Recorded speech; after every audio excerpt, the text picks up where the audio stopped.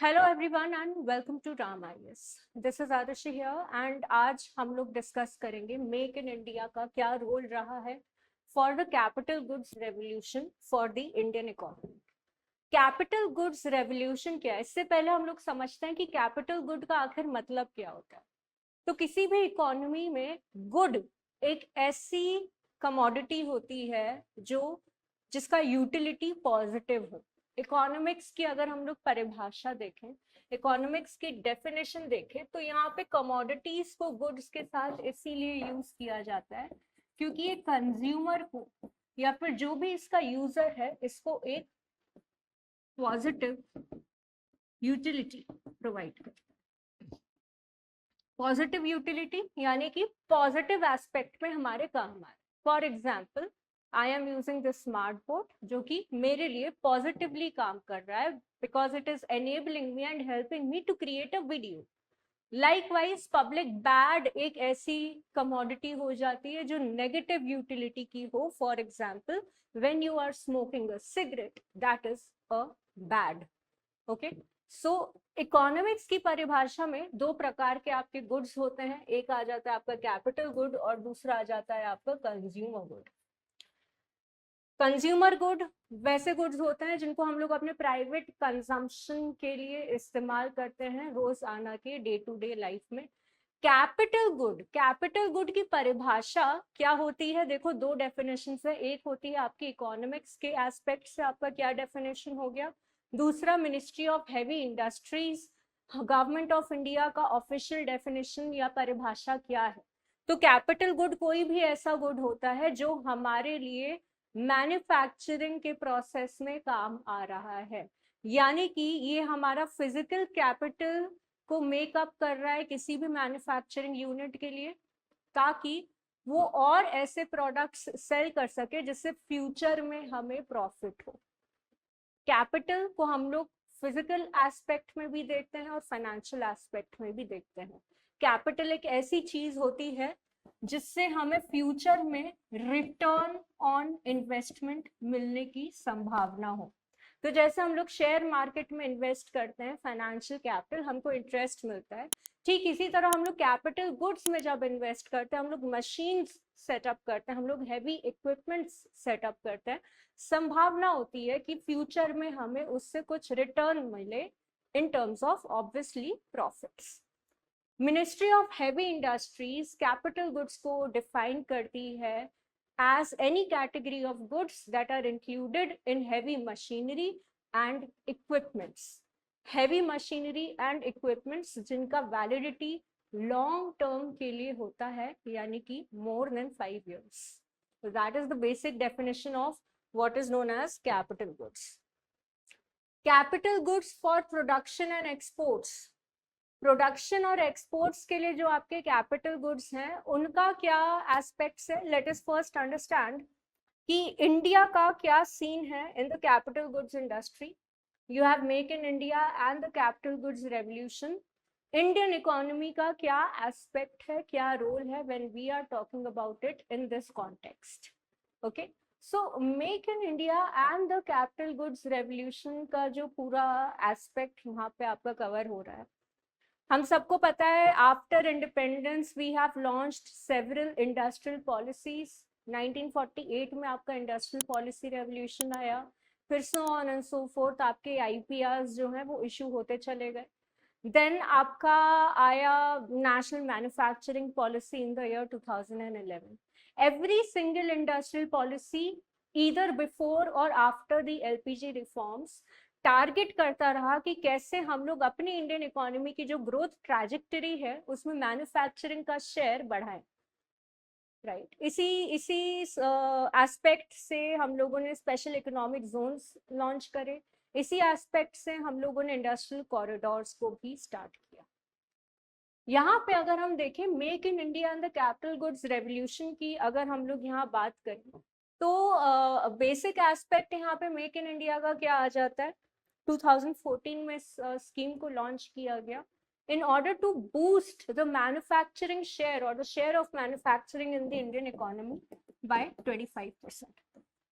जब मैन्युफैक्चरिंग का share increase होता है तो जो ब्लू कॉलर जॉब्स होते हैं, जो सेमी स्किल्ड या अनस्किल्ड लेबर फोर्स होता है, that is also getting absorbed from the primary sector. That is the basic, very basic idea कि किसी भी economic growth का जो model होता है, it is focusing a lot on manufacturing. इस इंटेंशन के साथ, इसी इंटेंशन के साथ एंड साथ ही साथ domestic manufacturing and domestic procurement को एनहांस करने के ऑब्जेक्टिव के साथ हम लोगों ने लॉन्च किया आपका make in India scheme. Okay, तो आज की डेट में देखें, अगर कंस्ट्रक्शन इक्विपमेंट्स की यहाँ बात कर ले तो India happens to be the third largest producer of construction equipment. India happens to be the third largest producer of construction equipments, and even certain capital goods sectors की अगर हम लोग बात करें, जैसे आपके ट्रैक्टर्स हो गए, आपके सबमर्सिबल पंप्स हो गए, आपकी बैटरी टेस्टिंग फैसिलिटीज हो गई, ओके, काफी सारे ऐसे प्रोडक्ट्स हैं जिसमें डोमेस्टिकली इंडिया ने एक ग्लोबल अक्लेमेशन ऑलरेडी अचीव कर लिया है।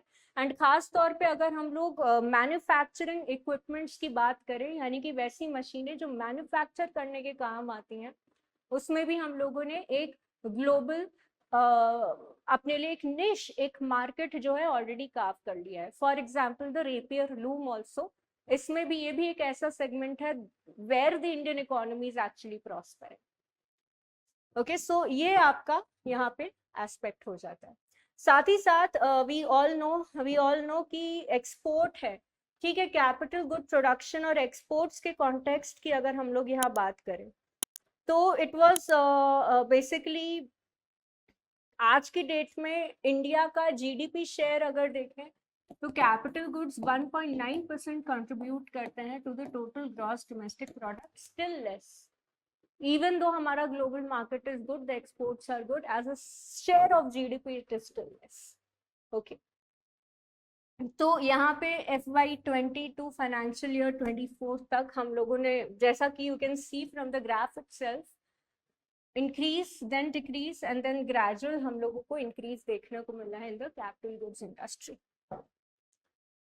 Indian electrics and electronic manufacturing association IEEMA, Indian electrics and electronics manufacturing का जो एसोसिएशन है, that has witnessed a consistent double digit growth.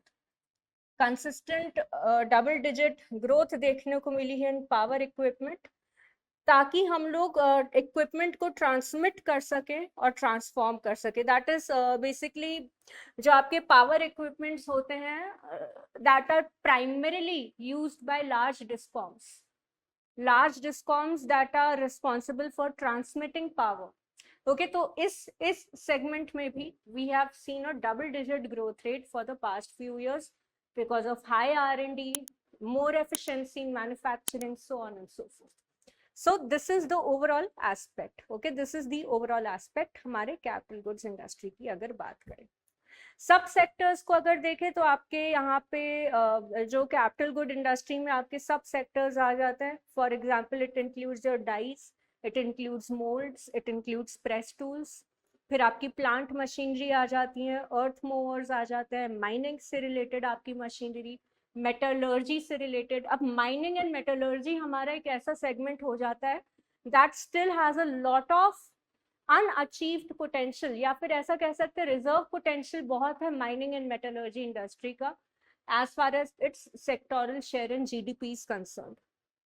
ठीक है, टेक्सटाइल मशीनरी, ऑलराइट, देन आपका फूड प्रोसेसिंग मशीनरी से रिलेटेड भी हमको काफी इंप्रूवमेंट देखने को मिला है। कैटालिटिक इफेक्ट की यहाँ बात करें तो आपका मिनिस्ट्री ऑफ हैवी इंडस्ट्रीज और इंटरवेंशन है। Okay, the capital goods sector has increased from ₹2,29,533 crore to ₹4,29,001 crore 2023-24।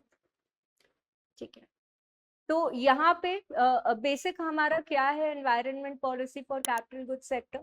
Capital good sector से अगर एनवायरनमेंट की पॉलिसी का बात करें तो कोई भी इंडस्ट्रियल लाइसेंसिंग नहीं है।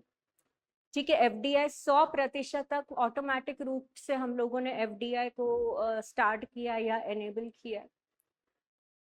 Industrial licensing, we all know LPG reforms के बाद we have gradually phased out industrial licensing in almost more than 90% of the industries as of now. ठीक है, उसके अलावा एक्सपोर्ट्स और इंपोर्ट्स में लगभग जितने भी हमारे रिस्ट्रिक्शंस थे, चाहे वो ट्रांसफर ऑफ टेक्नोलॉजी हो गया हो, we have phased out any kind of restrictions in exports and imports as well. Okay.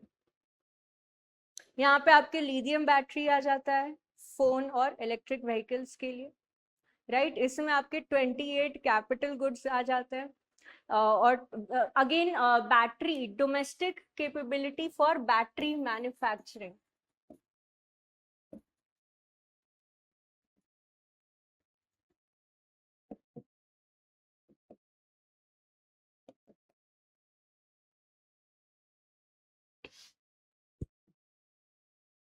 Okay, आपकी बैटरी मैन्युफैक्चरिंग की डोमेस्टिक कैपेबिलिटीज को हम लोग और कैसे एनहांस कर सकते हैं और कैसे हम लोग बढ़ा सकते हैं, उससे रिलेटेड यहाँ पे आपका एक इम्पॉर्टेंट एस्पेक्ट जो है वो कवर हो जाता है.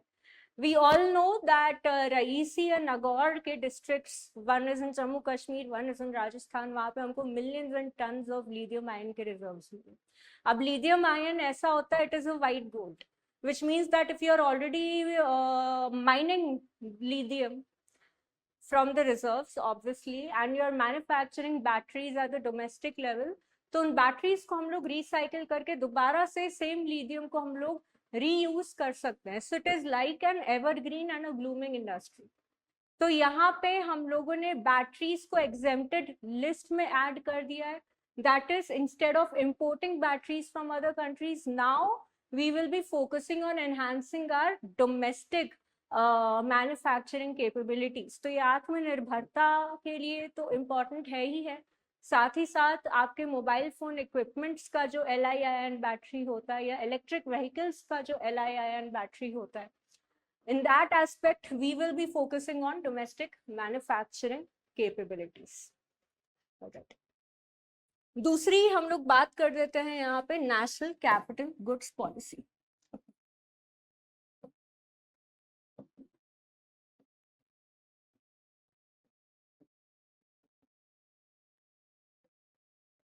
नेशनल कैपिटल गुड्स पॉलिसी हम लोगों ने स्टार्ट करी थी.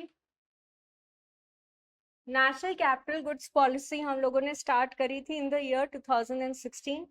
That is again it is launched by the Ministry of Heavy Industries and Public Goods. Ministry of Heavy Industries and Public Goods ने इस पॉलिसी को लॉन्च किया to ensure a comprehensive framework.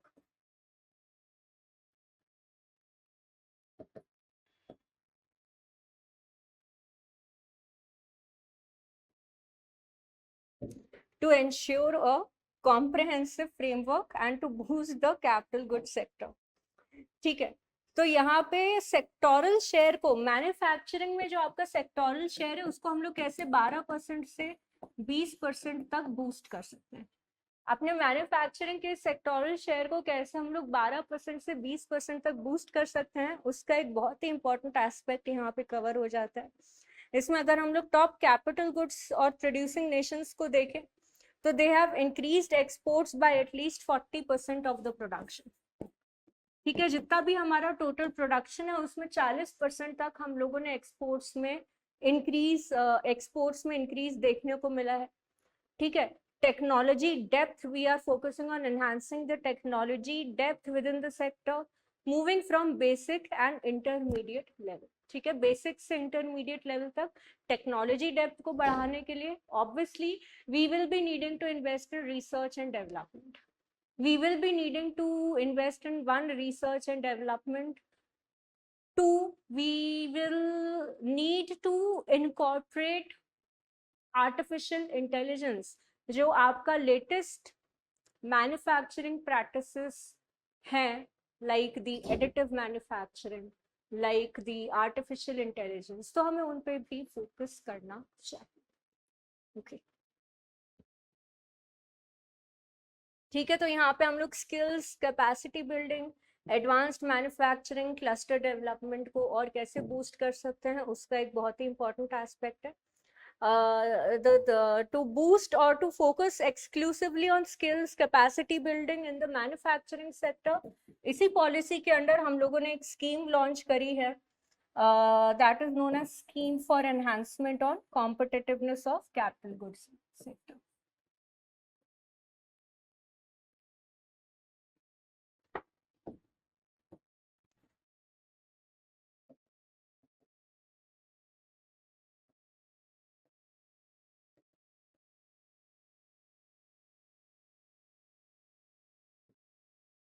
Capital goods sector में competitiveness को enhance करने के लिए जो हम लोगों ने स्कीम लॉन्च करी है, this is what it is associated with.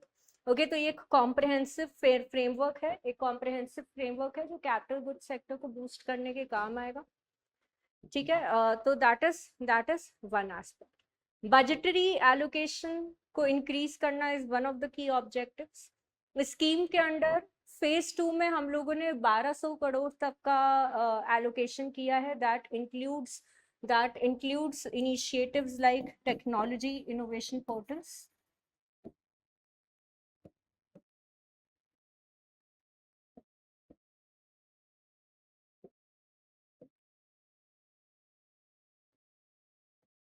Centres of excellence को हम लोग और कैसे एडवांस कर सकते हैं,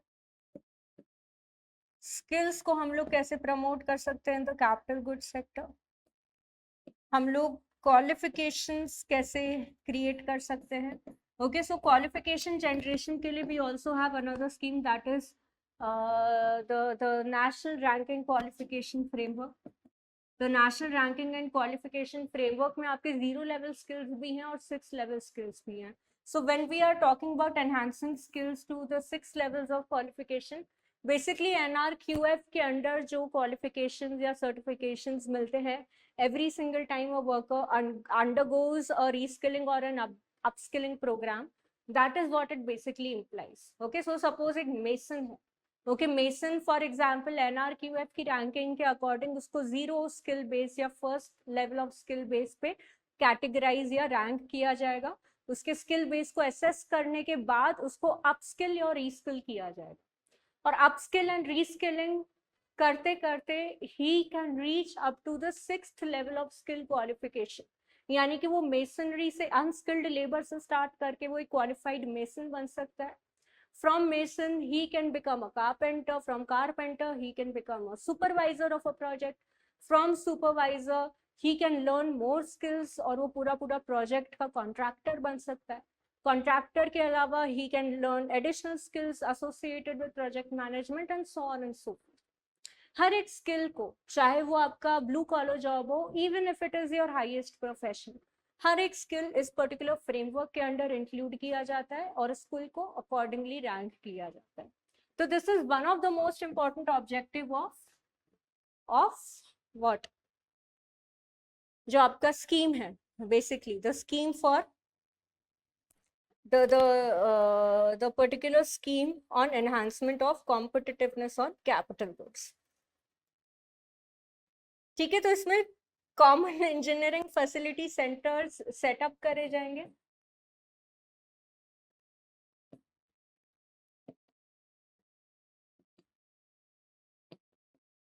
इसमें आपके common engineering facility centres setup करे जाएंगे.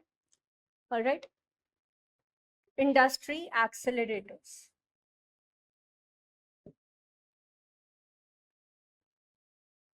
industry accelerators will also be set up under this. Okay, तो इसमें आपका state of the art green field centre for excellence भी इंक्लूडेड है, राइट. इसमें आपका टेक्नोलॉजी डेवलपमेंट फंड भी इंक्लूडेड है. So this is basically an wholesome scheme. These are the features of the phase 2 of the scheme. phase 1 में भी हम लोगों ने इन्हीं फीचर्स पे फोकस किया था.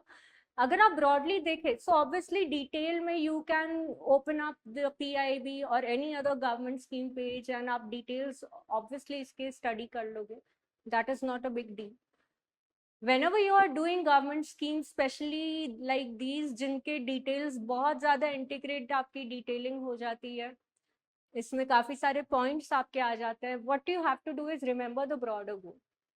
ओके, फॉर एग्जांपल स्कीम के फेज 1 में एक आपका इंपॉर्टेंट फीचर था, दैट इज समर. ओके, अब समर्थ क्या कर रहा है कि फोर्थ इंडस्ट्रियल रेवोल्यूशन को हम लोग मैन्युफैक्चरिंग में कैसे इंटीग्रेट कर सकें। यहाँ पे फोर्थ इंडस्ट्रियल रेवोल्यूशन को मैन्युफैक्चरिंग में इंटीग्रेट करने का मतलब ये नहीं कि अचानक से जॉब लॉस हो जाएगा, everything will be fourth IR. It means कि कैसे हम लोग नई टेक्नोलॉजीज को अडॉप्ट कर सके bye maintaining a balance between labour intensive and capital intensive manufacturing, one thing. Second thing, हम लोग कैपिटल इंटेंसिव मैन्युफैक्चरिंग को अगर बूस्ट कर भी रहे हैं तो हम लोग लेटेस्ट टेक्नोलॉजीज के साथ उसको कैसे बूस्ट करें that aligns with broader goals like mission life, that aligns with broader goals like the circular economy। Mission life और सर्कुलर इकोनॉमी के ब्रॉडर गोल्स से कैसे अलाइन कर सके। For example you have your additive manufacturing और 3D printing. तो additive manufacturing का जो पूरा बेस ही है that is 3D printing only, and it is opposite of conventional. तो कन्वेंशनल मैन्युफैक्चरिंग में आपका हो जाएगा that we are extracting the resources and adding, and basically it is like आपने एक पहाड़ से बड़े से पत्थर को तोड़ा, तोड़ तोड़ के उसका टाइल्स कार्व आउट किया, टाइल्स को आपने होलसेल मार्केट में रिटेलर को बेचा, रिटेलर ने कुछ और एड ऑन करके अपना कंज्यूमर को या कॉन्ट्रैक्टर को tiles. That is what, that is our traditional manufacturing, जिसमें आपका इन्वॉल्व हो रहा है काफी सारा wastage, one thing. Second thing, आपका काफी सारा वेस्टेज इसमें इन्वॉल्व है। दूसरा जो यहाँ पे आपका एस्पेक्ट आ जाता है, इसमें आपका एस्पेक्ट आ जाता है सर्कुलर इकोनॉमी का, दैट इज एडिटिव मैन्युफैक्चरिंग। ठीक, that is your additive manufacturing, कि कैसे हम लोग 3D प्रिंट करके कमोडिटीज को जो स्पेसिफिक आपका रिक्वायरमेंट है, जो आपका स्पेसिफिक रिक्वायरमेंट है हम लोग वही प्रिंट करेंगे 3D फॉर्मेट में और एड ऑन करते रहेंगे। So that is what, that is our pathway towards zero wastage और रिड्यूस्ड वेस्टेज और more efficient manufacturing. That is the broader objective, कि कैसे हम लोग ग्लोबल स्टैंडर्ड से अपने मैन्युफैक्चरिंग के सारे एस्पेक्ट्स को, सारे डायनामिक्स को अलाइन कर सके। हर एक फीचर उसी पे फोकस करेगा, and if you remember these features keeping the broader goal and the broader objective in mind, obviously it ensures a longer term retention। ठीक है, तो इसमें आपके मशीन टूल्स आ जाते हैं, इसमें आपके डाइज एंड मोल्ड्स आ जाते हैं, टेक्सटाइल मशीनरी आ जाता है, प्रिंट मशीनरी आ जाता है, अर्थ मूविंग एंड माइनिंग आ जाता है, plant processing, food processing, process plant equipment. ठीक है, तो इसमें ये सारे आपके सब सेक्टर्स इंक्लूडेड हैं। ये सारे आपके जो है sub sectors are already included in this. And अगर कुछ हम लोग रिसेंट अचीवमेंट्स की बात करें, talking about recent achievements under this particular scheme, that includes strengthening, we have already discussed this, that includes basically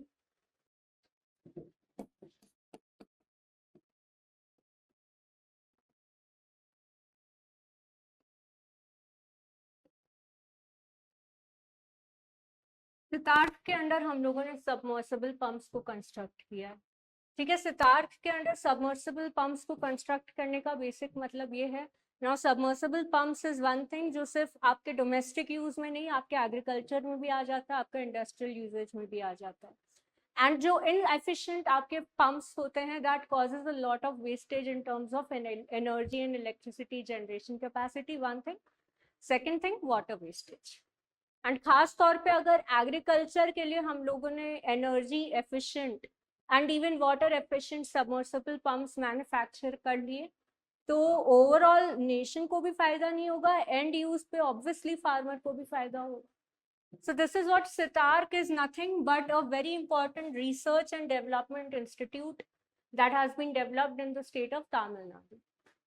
Tamil Nadu government of India and academia का collaboration से ये scientific and industrial research का एक बहुत ही important institute है that has come up with submersible 6-inch submersible pumps that have a lot of energy efficiency। ठीक है, ये एनर्जी एफिशिएंसी के मामले में काफ़ी महत्वपूर्ण हो जाता है, काफ़ी ज़्यादा आपके इम्पोर्टेंट हो जाता है। And reduce electricity wastage, it reduces the water wastage.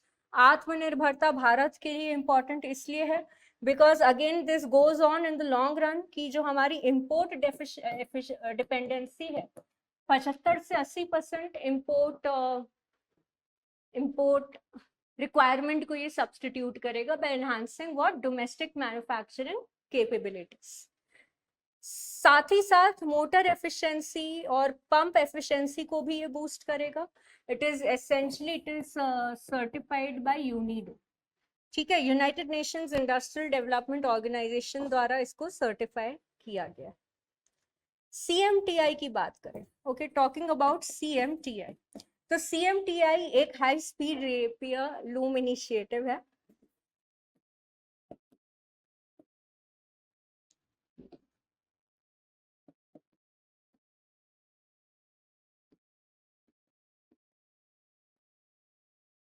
CMTI